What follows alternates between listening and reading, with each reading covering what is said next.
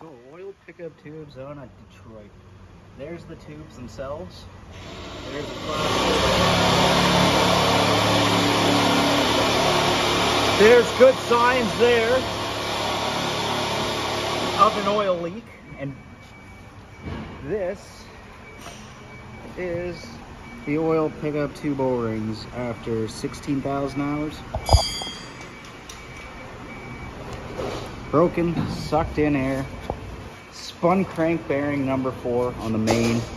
No good, the crank's bad, block's bad. Number 3 of this year.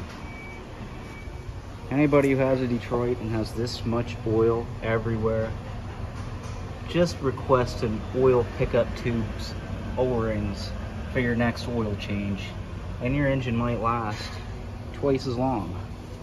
If not, you will have to replace your DD series engine.